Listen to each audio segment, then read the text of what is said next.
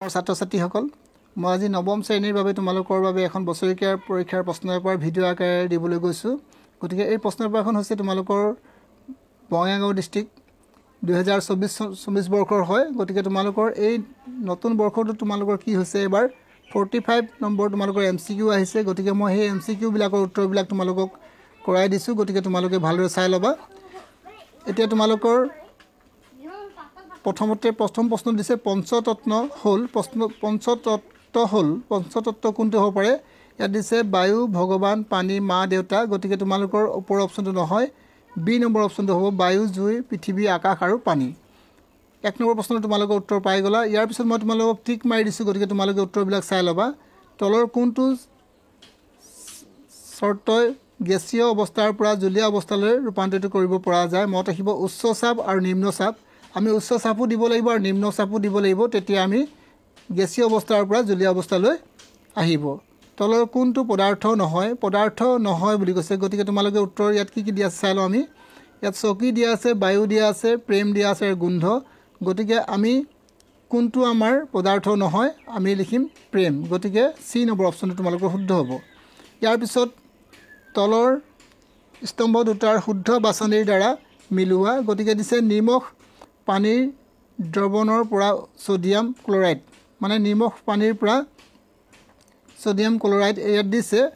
আৰু গাখীৰৰ পৰা মাখন পৃথক কৰা গতিকে কোনটো হ'ব পাৰে তোমালোকৰ পৃথকীকৰণ ইয়াত মিলাব লাগিব ইয়াতো দিছে তলত চোৱা বায়ুৰ পৰা বিভিন্ন গেছ আহৰণ আৰু দিছে তোমালোকৰ নিমখৰ পৰা এলুমিনিয়াম ক্লোৰাইড পৃথকীকৰণ গতিকে তোমালোকে ইয়াৰ উত্তৰত কোনটো লিখিবা এ নম্বৰ অপচনটো হ'ব গতিকে এৰ পৰা বি মিলাই ল'ব তোমালোকে মই উত্তৰবিলাক কেৱল কৰাই দিছোঁ কাৰণ নহ'লে বহুত দীঘল হৈ যায় এবাৰ তোমালোকে চাই লওঁ ভালদৰে স্ক্ৰীনশ্বট মাৰি ল'বা তলৰ মিশ্ৰণবোৰৰ মাজৰ পৰা দ্ৰব্যবোৰ বাছি লোৱা দ্ৰব্য কোনবিলাক হ'ব পাৰে ইয়াত দিছে সাগৰৰ পানী আৰু বায়ু এই দুটা হৈছে তোমালোকৰ দ্ৰব্য হ'ব গতিকে তোমালোকে 2 নম্বৰ আৰু 3 নম্বৰ অপচন লিখিবা ইয়াত মই টিক মাৰি দিছোঁ তলৰ কোনটো মৌলই কোবালে ৰিং ৰিং শব্দ কৰে মত আহিবা আমি জানো যে আইৰন লোহক যদি আমি কোবাও তেতিয়া আমাৰ শব্দ কৰে ইয়াৰ পিছত 7 নম্বৰ প্ৰশ্নটো চাবা 7 নম্বৰ প্ৰশ্নটো দিছে হাইড্ৰজেনৰ অণুৰ মলৰ পৰিমাণ কিমান আছে 6.022 10 to the power 23 ওপৰত পাৱাৰ দি আছে গতিকে তোমালোকৰ ইয়াত দিছে এটা মল আৰু 30টা মল এই দৰে দিছে গতিকে তোমালোকে লিখিবা 1 মল মানে প্ৰথম সি নম্বৰ অপচনটো হ'ব ৰাসায়নিক বিক্ৰিয়াত এটা ভৰৰ সৃষ্টি বা বিনাশ হ'ব নোৱাৰে এইটো এটা সঁচা কথা গতিকে তোমালোকে মই টিক মাৰি দিছোঁ ৰাসায়নিক যৌগত মৌলসমূহ সদায় নিৰ্দিষ্ট ভৰৰ অনুপাতত থাকে গতিকে এইটো এটা শুদ্ধ কথা গতিকে আমি প্ৰথম অপচনটোৱে লিখিব লাগিব 1 আৰু 1 নম্বৰ 1 আৰু 2টাই শুদ্ধ 1 আৰু 2 দুইটা শুদ্ধ ইয়াৰ পিছত তোমালোকক দিছে তলৰ কোনটো মৌলৰ অণু এটা মাত্ৰ পৰমাণুৰে গঠিত এটা পৰমাণুৰে গঠিত আমি জানো হাইড্ৰজেনে আমাৰ এটা পৰমাণু থাকে ইয়াৰ পিছত তোমালোকে এটা সেলত থকা ইলেক্ট্ৰনৰ সৰ্বোচ্চ সংখ্যা হ'ল মত ৰাখিবা এই প্ৰশ্নটো প্ৰায় তোমালোকৰ আহি আছে মই ইয়াৰ আগতেও তোমালোকক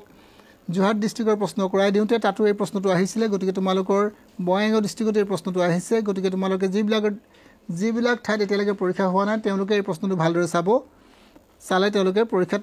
কৰিব পাৰিব ইয়াৰ পিছত দিছে Cl আয়নত যোজ্যতা ইলেক্ট্ৰনৰ সংখ্যা কিমান মত ৰাখিবা 8 হ'ব মৌল এটাৰ সমস্থানিকবোৰ কি হ'ব পাৰে মৌল এটাৰ সমস্থানিকবোৰ কি হ'ব পাৰে ভিন্ন সংখ্যক নিউট্ৰন ক্ৰোমোজোম মবিলাক গঠিত হয় মত ৰাখিবা ইয়াত কোনটো হ'ব তোমালোকৰ অপচন সি হ'ব DNA আৰু প্ৰটিন মানৱ দেহৰ আটাইতকৈ দীঘল কোষটো হৈছে কি স্নায়ু কোষ মত ৰাখিবা পানী কোষত কোষবেৰ নাথাকে গতিকে ইয়াত দিছে তোমালোকে এইটো শুদ্ধ পানী কোষত আমি কোষবেৰ নাথাকে আৰু লাইজমক কোষৰ শক্তিৰ ভঁৰাল বোলা হয় গতিকে এইটো এটা শুদ্ধ গতিকে তোমালোকে লিখিবা অপচন বি প্ৰথমটো শুদ্ধ কিন্তু দ্বিতীয়টো অশুদ্ধ ইয়াৰ পিছত তোমালোকে 6 নম্বৰ প্ৰশ্নটো চাবা আমাৰ মুখৰ ভিতৰত বেৰখন কি কলাৰে গঠিত গতিকে তোমালোকে প্ৰথম অপচনটো লিখিবা ইয়াৰ পিছত তলৰ কোনবোৰ অনাস্যিক প্ৰাণী এত আছে ৰৈখিক পেশী অৰৈখিক পেশী আৰু হৃদ পেশী আৰু কংকাল পেশী গতিকে তোমালোকে শুদ্ধ উত্তৰ লিখিবা 1 নম্বৰ আৰু 3 নম্বৰ কি লিখিবা 1 নম্বৰ আৰু 3 নম্বৰ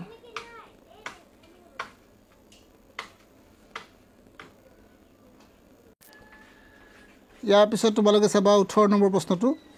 জলজ উদ্ভিদক পানীত উপঙি থকাত সহায় কৰা কলাবিধ হ'ল তোমালোকে লিখিবা ভাজক কলা ইয়াৰ পিছত তোমালোকে 19 নম্বৰ প্ৰশ্নটো চাবা 19 নম্বৰ প্ৰশ্নটোৰ উত্তৰটো তোমালোকক ইয়াত মই লিখাই দিছোঁ গতিকে তোমালোকে অপশ্যন ডি লিখিবা ইয়াৰ পিছত শুদ্ধ বাছনিৰ দ্বাৰা তলৰ স্তম্ভ দুটা মিলোৱা গতিকে মিলাব দিছে আৰু মিলোৱাৰ পিছত তলত উত্তৰ দিছে চাৰিটা সেই উত্তৰকেইটা তোমালোকে চাবা প্ৰথমতে ইয়াত দিছে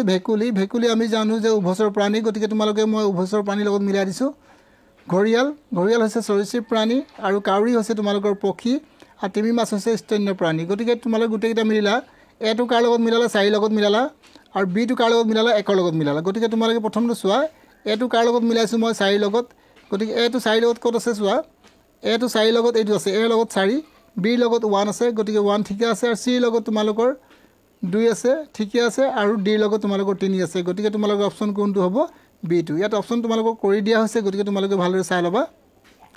ইয়াৰ পিছত নিচে নিম্নলিখিত কোনবোৰ প্ৰাণীৰ মুক্ত পৰিৱেশৰ তন্ত্ৰৰ অন্তৰ্গত গতিকে তোমালোকে ইয়াত লিখিবা ইয়াত দিছে সন্ধিপদী প্ৰাণী গতিকে সন্ধিপদী প্ৰাণীটো তোমালোকৰ শুদ্ধ হ'ব আৰু তোমালোকৰ দিছে বলয় প্ৰাণী নহ'ব তাৰপিছত তোমালোকৰ আছে ইয়াত কণ্টকচিক প্ৰাণী আৰু কোমলদেহী প্ৰাণী গতিকে তোমালোকৰ কোনটো হ'ব 1 নম্বৰ আৰু 4 নম্বৰটো শুদ্ধ হ'ব লাগে কিন্তু 1 নম্বৰ 4 নম্বৰ দিয়া নাছিলে সেইবাবে মই তোমালোকক 1 নম্বৰ 4 নম্বৰটো নিজে লিখি দিছোঁ গতিকে তোমালোকে কিবা কাৰণত প্ৰশ্নটো ভুলো হ'ব পাৰে গতিকে তোমালোকে প্ৰশ্নটো এবাৰ ভালদৰে চাই ল'বা নিজে এবাৰ কিতাপত মিলাইও ল'বা তলত উল্লেখ কৰা কোনটো চিত্ৰই বস্তু এটাৰ সুষম দ্ৰুতিক প্ৰকাশ কৰিছে মত ৰাখিবা প্ৰথম চিত্ৰতে তোমাৰ সুষম দ্ৰুতিক প্ৰকাশ কৰিছে ইয়াৰ পিছত ms-2 SI একক হ'ল এটো কাৰ SI একক হ'ল মত ৰাখিবা এটো ত্বৰণ দূৰত্ব আৰু কি দিছে তোমালোকৰ ত্বৰণৰ SI একক হ'ল তোমালোকে কোনটো লিখিবা অপচন ডি লিখিবা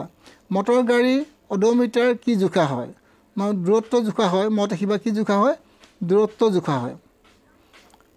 তাৰপিছত দিছে তোমাৰ m ভৰৰ বস্তু এটা v বেগেৰে গতি কৰিলে তাৰ ভৰ বেগ কিমান হ'ব এই প্ৰশ্নটো প্ৰায় আহি থাকে গতিকে তোমালোকে লিখিবা অপচন ডি mv হ'ব চলন্ত গাড়ী এখন হঠাৎ ৰৈ গ'লে গাড়ীখনত বহি থকা যাত্ৰীসকল আগলৈ যায় ইয়াৰ কাৰণ হ'ল কি ইয়াৰ কাৰণ হৈছে তোমালোকৰ জড়তাৰ কাৰণ হৈছে ইয়াৰ কাৰণ হৈছে 1 নম্বৰ জড়তা এটা ৰবৰ বল আৰু এটা একে আকাৰৰ হিলৰ বল দুইটা জড়তা সমান হ'ব এটো কেতিয়া হ'ব নোৱাৰে দুইটাৰে ভৰ বেগ সমান হ'ব এটো হ'ব নোৱাৰে দুইটাৰে জড়তা বেলেগ হ'ব পাৰে গতিকে তোমালোকে অপচন সি লিখিবা যেতিয়া এটা আম গছৰ পৰা আম সৰি পৰে তেতিয়া কি হয় কৈছে কেৱল পৃথিৱীখনে আমটোক আকৰ্ষণ কৰে ইয়াত দিছে প্ৰথম অপচনটো 2 নম্বৰ অপচন তোমালোকক দিছে কেৱল আমটোহে পৃথিৱীখনক আকৰ্ষণ কৰে আমটোৱে পৃথিৱীখনক আকৰ্ষণ কৰিব নোৱাৰে আৰু ইয়াৰ পিছত দিছে পৃথিৱী আৰু আম ইটোৱে হিতুক আকৰ্ষণ কৰে বুলিছে গতিকে আমি কি লিখিম এইটো আমাৰ শুদ্ধ হ'ব পাৰে পৃথিৱীত আৰু আম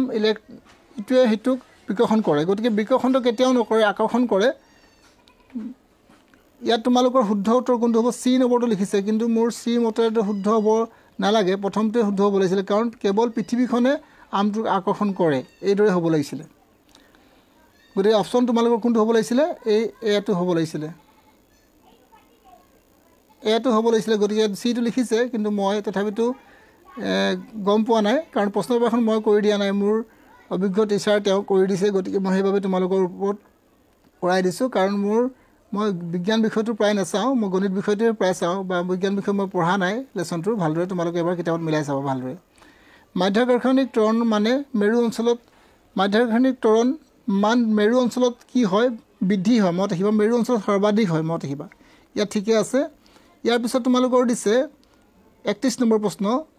যদি বস্তু এটা ৰৈ থকা অৱস্থাৰ পৰা গতি আৰম্ভ কৰে তেতিয়া বস্তুটোৰ হোৱা গতি শক্তি পৰিৱৰ্তন হ'ব কি আছে ধনাত্মক হ'ব কি হ'ব ইয়াৰ আনসাৰ কি হ'ব তোমালোকৰ ধনাত্মক হ'ব ইয়াৰ পিছত তোমালোকৰ 32 নম্বৰটো বিবৃতি দুটা দিছে আমি দেৱাল এখন ঠেলিলে যদি আমি কোনো কাৰ্য কৰা নাই এটো কিছে কাৰ্য কৰা নাই যদি দেৱাল এখন ঠেলি যদি আমি কোনো কাৰ্য কৰা নাই দেৱাল এখন ঠেলিছোঁ কিন্তু তাক কোনো কাৰ্য কৰা নুবুজাব কাৰণ দেৱালখন আমি ঠেলি পেলাই দিব নোৱাৰোঁ বা অন্য ঠাইলৈ লৈ যাব নোৱাৰোঁ বস্তু এটাৰ ওপৰত থকা বল প্ৰয়োগ কৰি বস্তুটোৰ হৰণ হ'লেহে কাৰ্য কৰা বুজায় গতিকে দুইটা তোমালোকৰ বাক্য শুদ্ধ হ'ব গতিকে তোমালোকে অপশ্যন কোনটো লিখিবা এ নম্বৰ অপশ্যন তোমালোকে লিখিবা অপশ্যন তোমালোকে এটো শুদ্ধ লিখিবা ইয়াৰ অপশ্যন শুদ্ধ কি হ'ব ইয়াত দিব থাকি গ'ল গতিকে তোমালোকে লিখিবা 1 নম্বৰটো লিখিবা এই অপশ্যন বাকীকেইটা ইয়াত থাকি গ'ল গতিকে তোমালোকে এইটোৱে 1 নম্বৰ অপশ্যনটো লিখিবা এইটো লিখিবা ইয়াৰ পিছত নেক্সট প্ৰশ্নলৈ আমি আহোঁ 31 নম্বৰ প্ৰশ্নটো